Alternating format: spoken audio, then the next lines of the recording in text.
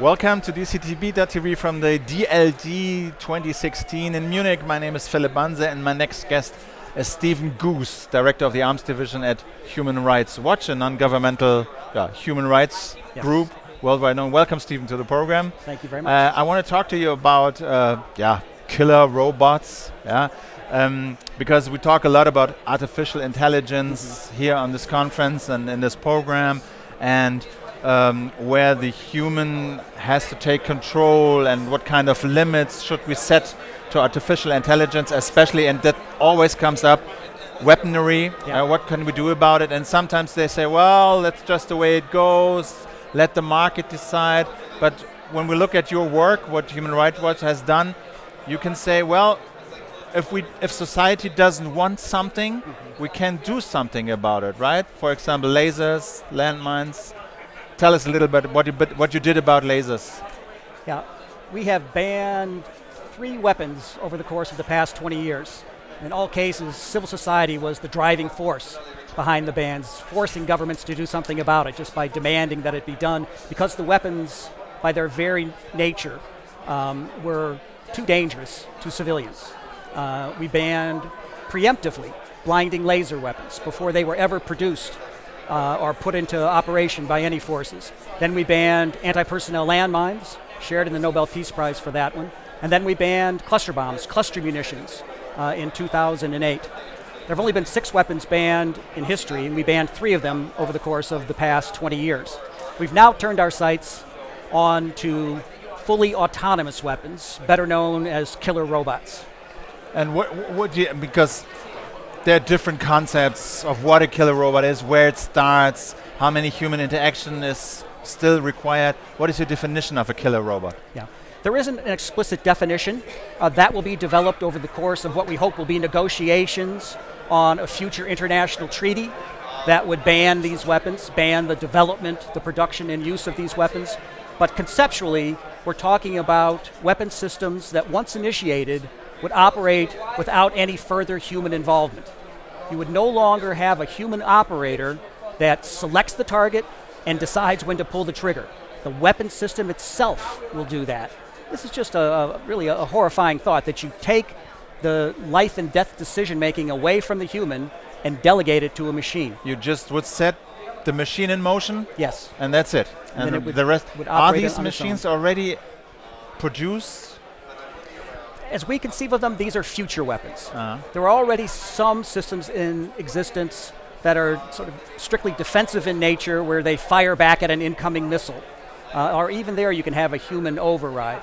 We're talking about future systems that will require the development of what should be a very high level of artificial intelligence. I mean, we've heard over the last couple of days of some of the astounding things that can be accomplished with artificial intelligence, astounding directions that technology is taking us. But this is one example of something that should never happen. Why do you think? Why do you think it's so dangerous? Why should we ban it? Our primary concern is the impact that this would have on protection of civilians during armed conflict, and also during domestic law enforcement situations, because you can be sure that if these things ever come into existence, they won't only be used on the battlefield. They'll be used for riot control, they'll be used for border control, they'll be used for policing operations. And we think that you won't be able to comply with the rules of international humanitarian law or the rules of international human rights law if you go forward without meaningful human control. Some would argue, I talked to some of those artificial intelligence researchers, some would argue, well, humans make mistakes, especially on the battlefield. When their life is threatened, they make mistakes, and potentially those automated machines might be more accurate because they're better in aiming the target and everything. They're more rational. What is your counter argument? Yeah. There's no doubt that there can be advantages to greater autonomy in weapons. They might be able to react faster. They might be able to do things to handle a large number of enemy objects all at once. They might be able to have more secure communications channels. There are some things that could be beneficial, but that doesn't require relinquishing meaningful human control over the machine. It may mean more advanced drones like we have today, but with drones you still have the operator determining the target and deciding when to pull the trigger. And we think you just have to draw the line before you jump into that phase where you relinquish those key battlefield decisions to a machine. And what would this mean? You basically said it, but can you bring it to the point? What would this meaningful human control, how does it look like? Where's the red line? Yeah. You can't draw that red line yet. This is the kind of work that needs to be done with technical experts, military experts, and the diplomats as part of a negotiating process that would lead to a comprehensive prohibition on the weapons. But in essence, our view is that you should have a human which in each and every attack makes the targeting decision and makes the kill decision. When you remove those from human control, then we think you've crossed a fundamental moral line and that you are likely to run into violations of international law. But some would argue that even if a human has to still decide, well, this is our aim and now we got to kill this person, even those decisions made ground on facts that were generated by algorithms, and those algorithms were fed with data, and that data is always an approximation of the reality, but that you would say this is okay. When we talk about meaningful human control, one of our concerns is, and most governments have embraced this notion of meaningful human control. They're kind of iffy about describing it as a prohibition, but if you flip the coin around and make it a positive obligation to always maintain meaningful human control, they're much more receptive to the idea. Okay. But the issue becomes, what is meaningful human control? Yeah. And it's quite clear to us that for some, meaningful human control just means that you have a really good programmer who sets it on its way. The problem with that is these things are going to operate not just in a limited time and limited space like cruise missiles do. These things will be set free on their own for an open mission that is covering a very wide area. So they will have to react to changing circumstances that may change by the second, and be able to adapt to all of those. And the chances of being able to foresee all of the changes that are going to occur on the battlefield are extremely remote, especially when you get into robot-on-robot warfare, and you don't know how those conflicting algorithms are going to interact with one another. We've already seen some examples in the world today where things go wrong when you try to have machine dealing with machine. For example? For example, the stock market crash. There was an example a short time ago where it plunged, I forget how many points, in a very short period of time because of a technical error of machines talking to each other. And some researchers, Richard Dawkins is one of them, said, well, we can program human ethics into this algorithms, into those machines. Don't kill when you're not attacked. Don't attack hospitals. Don't kill children. Do you think this is a viable argument? Ron Arkin and I have debated many times, been on the same stage many times, and I respect his views and certainly his training and everything else, but he's really kind of out on his own in making these claims. I think that the artificial intelligence community, the robotics community, is much better represented by a recent open letter that was issued last July that was initially signed by 1,000 AI experts and roboticists, and now it's been signed by more than 4,000, including some of the biggest names like Elon Musk and Stephen Hawking, but a lot of the really deep into the grass AI experts. And it echoes our call for a comprehensive prohibition on the weapons. And it cites a lot of the same reasons we do: the moral and ethical concerns, the legal concerns, and they especially highlight the proliferation concerns. The open letter says that these things are likely to come about in years, not decades, that they're not that far off, that it could be years, not decades before they come into being, and that they would likely become very cheap, very fast, very easy to make, unlike what we kind of conceive of generally about this being a very high-tech thing. They say that in a short period of time, they will be easy to make, cheap to make, and then they will proliferate around the world.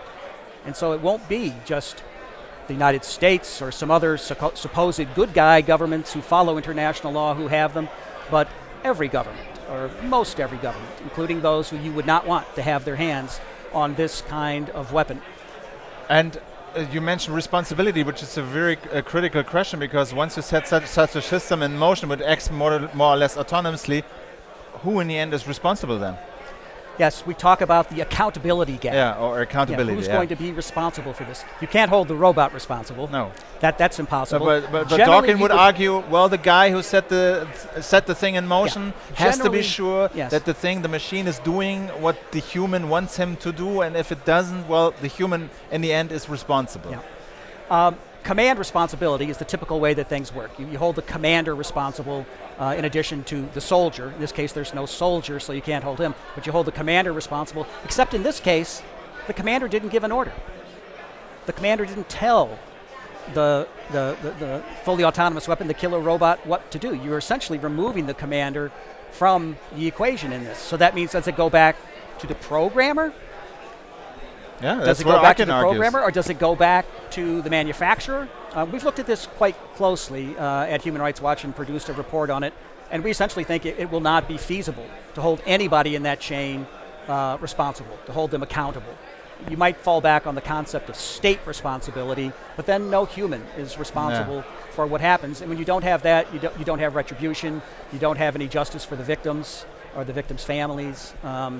So it is a huge, that alone is enough reason to never pursue these things. So in addition to all the other dangers that they pose in terms of protection of civilians, dangers to civilians during armed combat and during domestic law enforcement situations. And where are you in this process right now of banning the killer machines? Yeah, we've been extremely pleased with how quickly this issue has moved forward. We just launched an NGO campaign on this in April of 2013.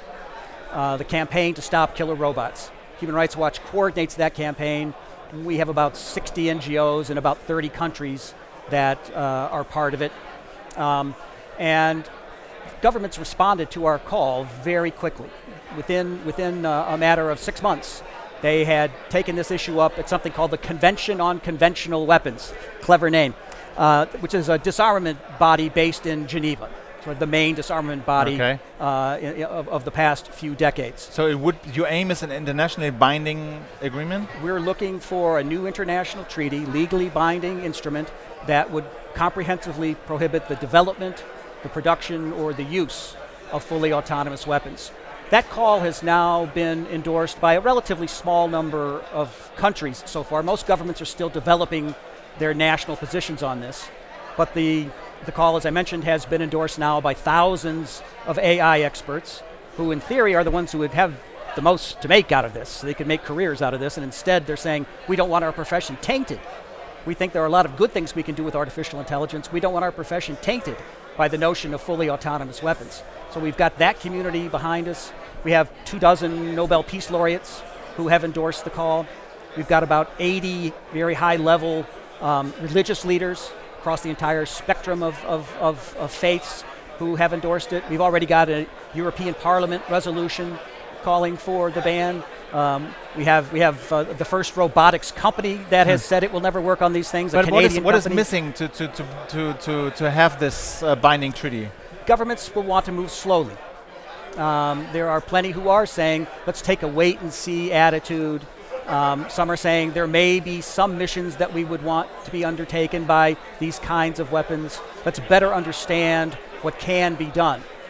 To which we say, don't wait till the harm is done before you ban these things. The concerns are so widespread and so deep across all these areas, ethics and legal and proliferation and technical concerns that come up as well, that it actually would be irresponsible to take a wait-and-see attitude when you know that this many things could go wrong. And does this treaty have to be have to go through the United Nations or the Security Council, or no?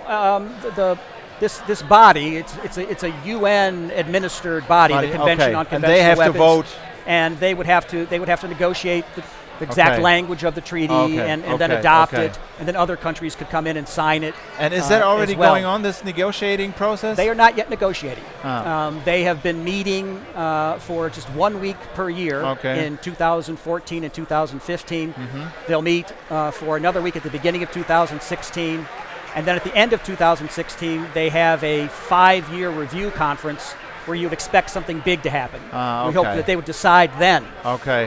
in this at the end of 2016, to enter into formal negotiations. All But right. there are some who are going to want to move much slower. Some who are going to want to say, well, let's talk about it for another 5 years. Yeah. And then let's make a decision in 5 years more time about whether or not we want to negotiate these things. All right. One last question I have, although. We have some of those more not autonomous but still very automated weapons at use right now. The US drones are flying. Yes. And it's often criticized how the US is getting their targets. It's based on cell phones. It's based on algorithms, how people move, and often they don't really know, well, this is our guy. We just suspect it's our guy because those cell phones are really in the Yes. in the perimeter, and we decide let's do it, we risk it, and it's a probability question. But in the end, still a human being is deciding what to do, but it's often criticized. What's your view on this type of killing? Well, my view is if they get it that wrong with human-operated drones, where recent reports about them 9 times out of 10 not hitting the intended target, how is that going to be improved when you take the human out of the loop altogether? How is a programmer going to be better at hitting the right target? You're referring to the drone papers, Yes. right? Yes. Published by Intercept. Right? Yes. Yeah.